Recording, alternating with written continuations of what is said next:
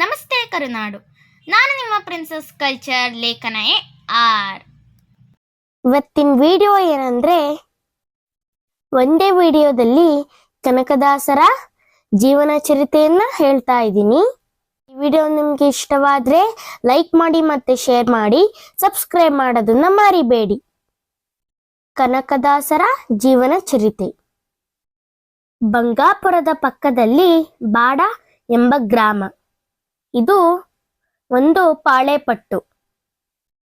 ಇದು ಸೇರಿದಂತೆ ವಿಜಯನಗರ ಸಾಮ್ರಾಜ್ಯದ ಅಧೀನದಲ್ಲಿ 78 ಗ್ರಾಮಗಳ ಅಧಿಕಾರಿಯಾಗಿ ಬೀರಪ್ಪನೆಂಬುವವನು ಈ ಗ್ರಾಮದ ದಂಡನಾಯಕ. ಈತನಿಗೆ ಬಚ್ಚಮ್ಮನೆಂಬ ಹೆಂಡತಿ ಇದ್ದಳು.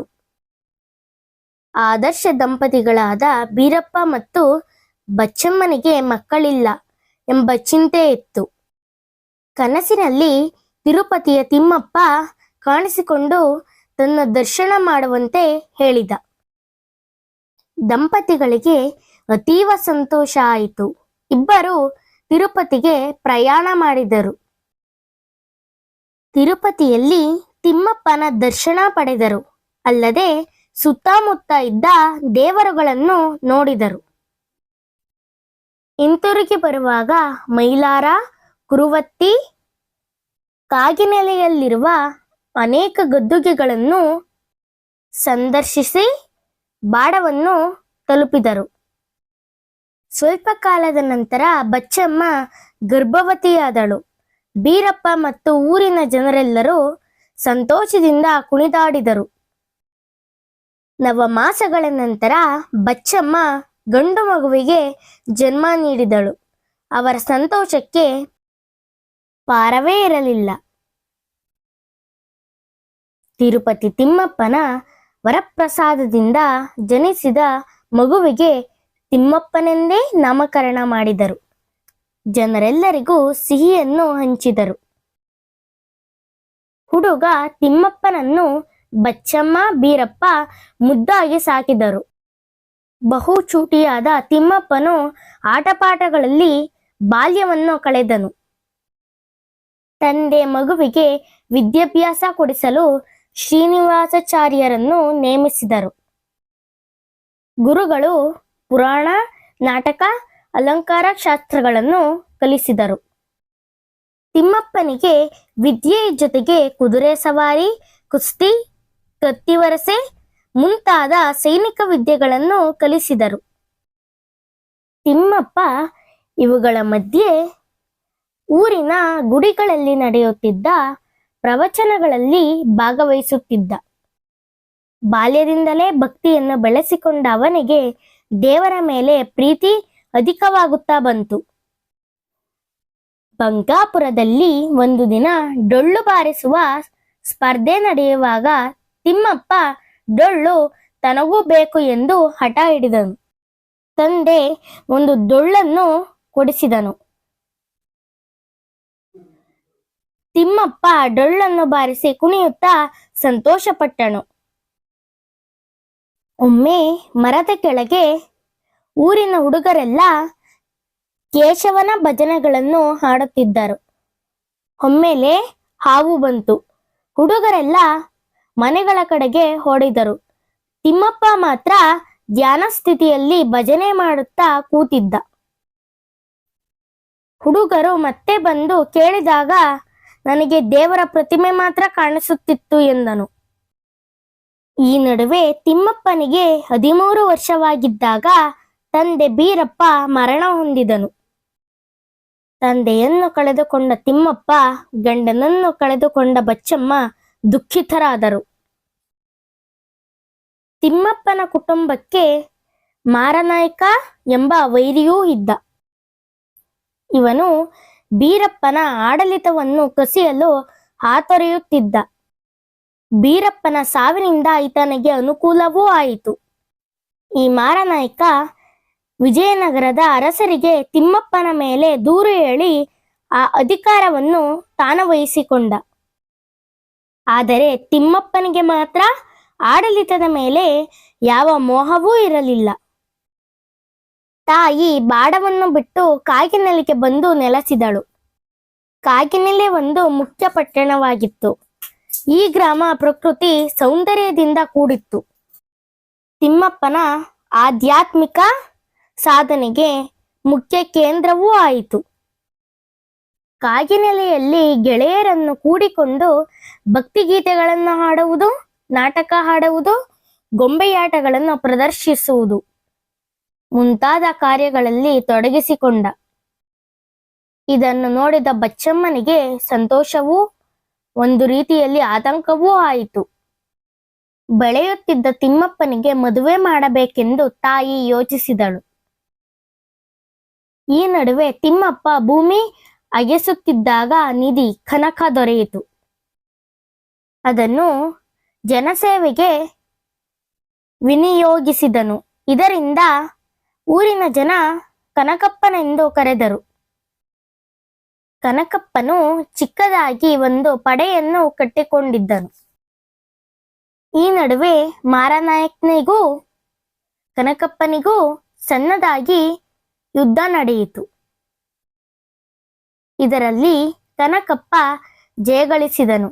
ಕನಕಪ್ಪನ ಭಕ್ತಿ ಪ್ರಾಮಾಣಿಕತೆ ನೋಡಿ ವಿಜಯನಗರದ ಅರಸನು ಆತನನ್ನು ಬಾಡ ಬಂಕಾಪುರದ ದಂಡನಾಯಕನಾಗಿ ನೇಮಿಸಿದನು. ಕನಕಪ್ಪ ಕನಕನಾಯಕನಾಗಿ ಜನಪ್ರೀತಿ ಗಳಿಸಿದನು. ಕನಕನಾಯಕನಿಗೆ ತಾಯಿ ಬಚ್ಚಮ್ಮ ಶ್ರೀಮಂತ ಮನೆತನದ ಹುಡುಗಿಯನ್ನು ತಂದು ಮದುವೆ ಮಾಡಿಸಿದಳು. ಊರಿನ ಜನ ಕನಕನಾಯಕನ ಲಗ್ನದಲ್ಲಿ ಪಾಲ್ಗೊಂಡು ಹರಸಿದರು. ಕನಕನಾಯಕ ಸಂತೋಷದಿಂದ ಸಂಸಾರ ಸಾಗಿಸುತ್ತಾ ಜನರ ಕಷ್ಟ ಸುಖಗಳಲ್ಲಿ ಭಾಗವಹಿಸುತ್ತಾ ಇರುವಾಗ ತಾಯಿ ಬಚ್ಚಮ್ಮ ತೀರಿ ಹೋದಳು. ತಾಯಿ ಸತ್ತ ಕೆಲವು ಕಾಲ ಕಳೆದ ಮೇಲೆ ತನ್ನ ಮುದ್ದಿನ ಮಗುವನ್ನು, ಆನಂತರ ಪ್ರೀತಿಯ ಹೆಂಡತಿಯನ್ನು ಕನಕರು ಕಳೆದುಕೊಂಡರು. ಆಗ ಬಹಳವಾಗಿ ದುಃಖವನ್ನು, ಏಕಾಂಗಿತನವನ್ನು ಅನುಭವಿಸಿದರು.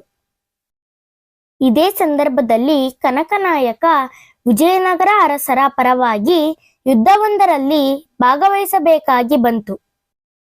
ಯುದ್ಧ ಭೂಮಿಯಲ್ಲಿ ಗಾಯಗೊಂಡು ಬಿದ್ದ ಕನಕರಿಗೆ ನನ್ನ ದಾಸನಾಗು ಎಂಬ ಅಶರೀರವಾಣಿಯೊಂದು ಕೇಳಿಸಿತು. ದೇವರ ವಾಣಿಯನ್ನು ಗೌರವಿಸಿದ ಕನಕನಾಯಕ ಕನಕದಾಸರಾಗಿ ಪರಿವರ್ತಿತರಾದರು. ಯುದ್ಧದ ಆಯುಧಗಳಿಗೆ ಬದಲಾಗಿ ಭಕ್ತಿಯ ತಂಬೂರಿ ತಾಳ ಹಿಡಿದು ಭಿಕ್ಷೆಯ ಜೋಳಿಗೆಯನ್ನು ಬಗಲಿಗೆ ಹಾಕಿಕೊಂಡರು. ಕನಕದಾಸರು ದಾಸರಾದ ಮೇಲೆ ತಿರುಪತಿಗೆ ಮೊದಲು ಪ್ರಯಾಣ ಬೆಳೆಸಿದರು. ಅಲ್ಲಿ ದೇವರ ದರ್ಶನವನ್ನು ಪಡೆದು ಬಂದೆವಯ್ಯ ಗೋವಿಂದ ಶೆಟ್ಟಿ ಎಂಬ ಕೀರ್ತನೆಯನ್ನು ರಚಿಸಿದರು. ಅಲ್ಲಿಂದ ಬಾಡಕ್ಕೆ ಹಿಂತಿರುಗಿದರು.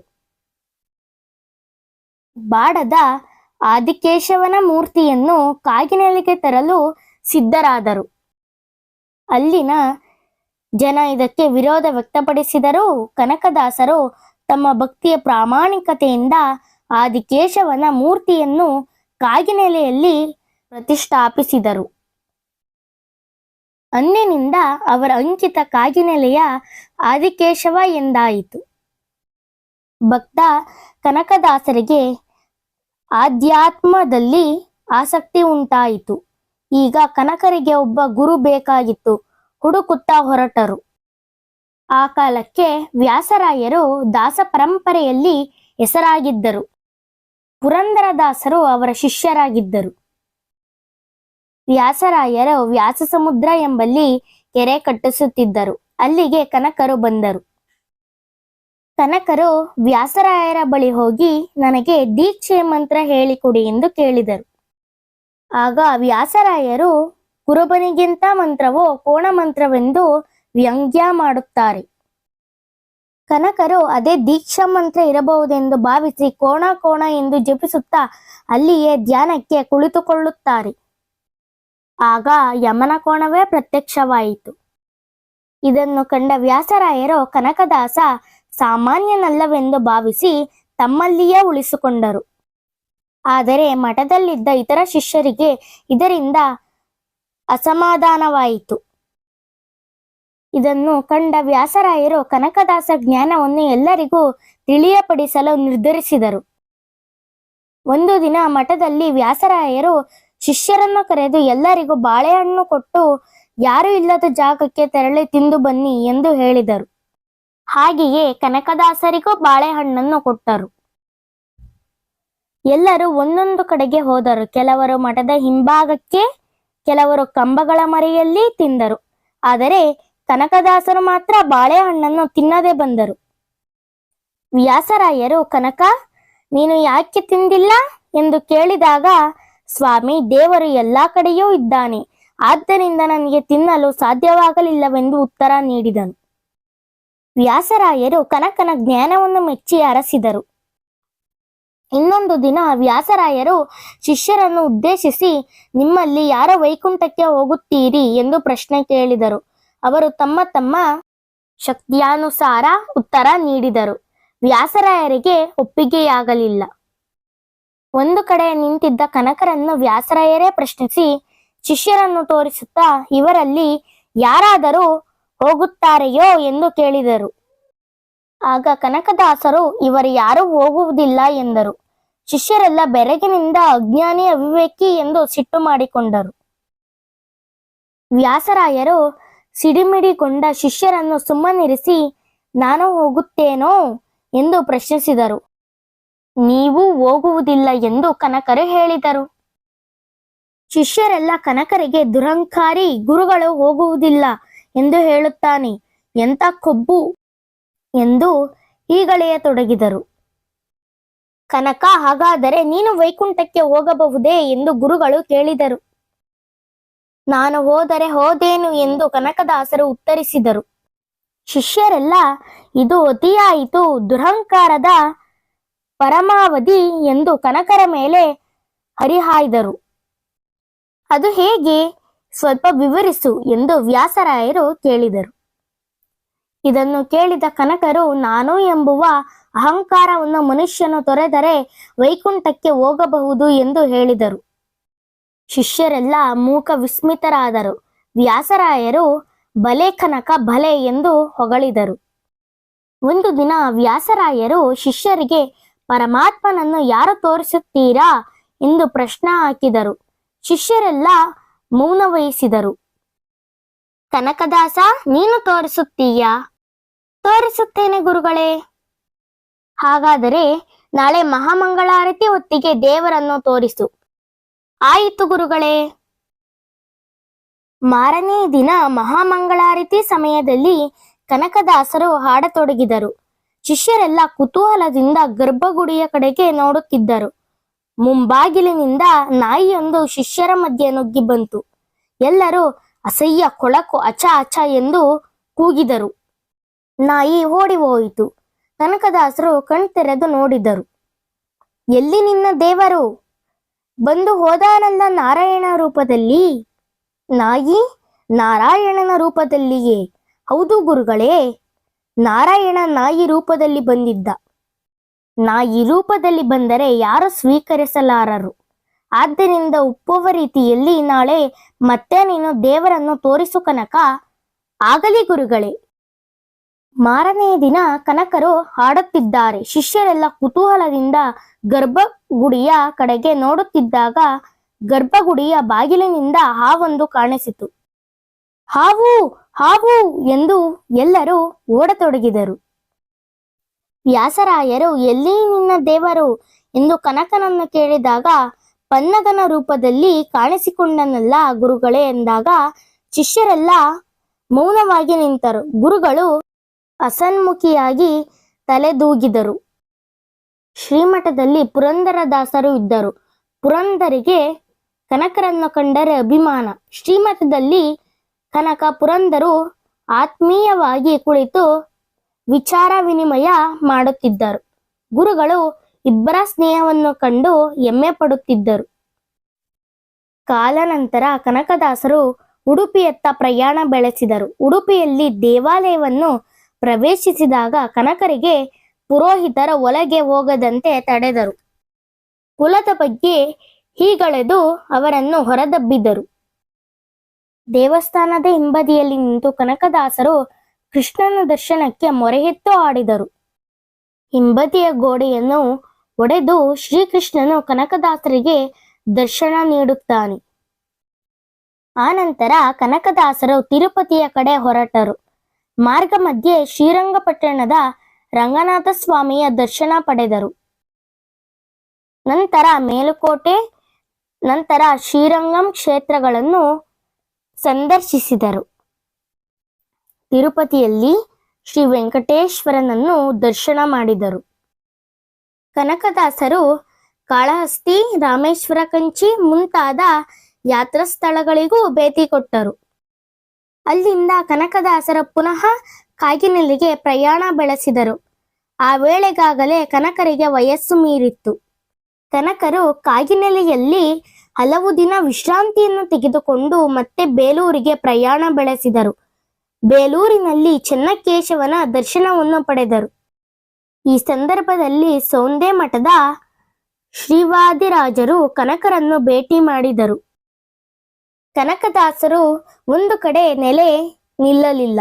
ವಯಸ್ಸು ಮೀರಿದಂತೆ ತಮ್ಮ ಯಾತ್ರೆಯನ್ನು ಕಡಿಮೆಗೊಳಿಸತೊಡಗಿದರು. ಆದರೆ ತಮ್ಮ ಯಾತ್ರೆಯ ಹಾದಿಯಲ್ಲಿ ಜನರೊಡನೆ ಬೆರೆಯುತ್ತಾ ಹಾಡುತ್ತಾ ಉಪದೇಶ ಮಾಡುತ್ತಾ ಸಾಗಿದರು. ನೂರಾರು ಕೀರ್ತನೆಗಳನ್ನು ರಚಿಸಿದರು. ಕನಕದಾಸರು ಈಗಿನ ಹಾವೇರಿ ಜಿಲ್ಲೆಯ ಕದರಮಂಡಲಗಿಯಲ್ಲಿ ಹನುಮಂತ ಸ್ವಾಮಿಯ ದರ್ಶನ ಪಡೆದು ಅಲ್ಲಿ ಮೋಹನ ತರಂಗಿಣಿ ಮಹಾಕಾವ್ಯವನ್ನು ಬರೆದು ಪೂರ್ಣಗೊಳಿಸಿದರು. ಬೇಲೂರಿನಲ್ಲಿ ಚೆನ್ನಕೇಶವನ ಸನ್ನಿಧಿಯಲ್ಲಿ ನಳಚರಿತೆ ಕಾವ್ಯವನ್ನು ರಚಿಸಿದರು. ಮುಂದೆ ಸಮಾಜದಲ್ಲಿ ಸಮಾನತೆ ಸಾರುವ ರಾಮಧಾನ್ಯ ಚರಿತೆ ಎಂಬ ಕಾವ್ಯವನ್ನು ರಚಿಸಿದರು. ಕೊನೆಗೆ ಕಾಗಿನೆಲೆಯ ಆದಿಕೇಶವನ ಸನ್ನಿಧಿಯಲ್ಲಿ ಉಳಿದರು. ಅಲ್ಲಿ ತಮ್ಮ ಭಕ್ತಿ ಕಾವ್ಯವಾದ ಹರಿಭಕ್ತಿಸಾರ ಕೃತಿಯನ್ನು ರಚಿಸಿದರು.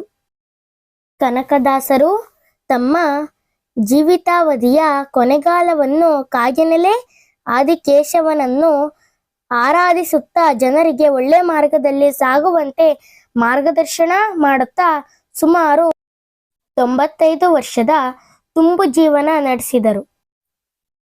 ಆದಿಕೇಶವನ ಅಂಗಣದಲ್ಲಿ ಕೂತು ಧ್ಯಾನ ಮಾಡಿದ್ದರು. ದೀನ ನಾನು ಸಮಸ್ತ ಲೋಕಕ್ಕೆ ದಾನಿ ನೀನು ಎಂದು ಹಾಡುತ್ತಾ ಮನುಷ್ಯ ಧರ್ಮದ ರುಜು ಮಾರ್ಗಕ್ಕೆ ಮೊರೆಯಿಟ್ಟರು. ಕನಕದಾಸರು ಸಂತಶ್ರೇಷ್ಠ ಕವಿ, ಮಾನವತಾವಾದಿ. ತಮ್ಮ 4 ಕಾವ್ಯ ಕೃತಿಗಳ 300ಕ್ಕೂ ಹೆಚ್ಚು ಕೀರ್ತನೆ ಹಾಗೂ ಮುಂಡಿಗೆಗಳ ಮೂಲಕ ಕನ್ನಡ ಸಾಹಿತ್ಯ ಮತ್ತು ಸಾಂಸ್ಕೃತಿಕ ಕ್ಷೇತ್ರದಲ್ಲಿ ಸೂರ್ಯನಂತೆ ಬೆಳಗುತ್ತಿರುವ ದಾರ್ಶನಿಕ ಕವಿ. ಈ ವಿಡಿಯೋ ನಿಮ್ಗೆ ಇಷ್ಟವಾದಲ್ಲಿ ಲೈಕ್ ಮಾಡಿ, ಕಮೆಂಟ್ ಮಾಡಿ, ಶೇರ್ ಮಾಡಿ, ಸಬ್ಸ್ಕ್ರೈಬ್ ಮಾಡೋದನ್ನ ಮರಿಬೇಡಿ. Thank you for watching. ಧನ್ಯವಾದಗಳು.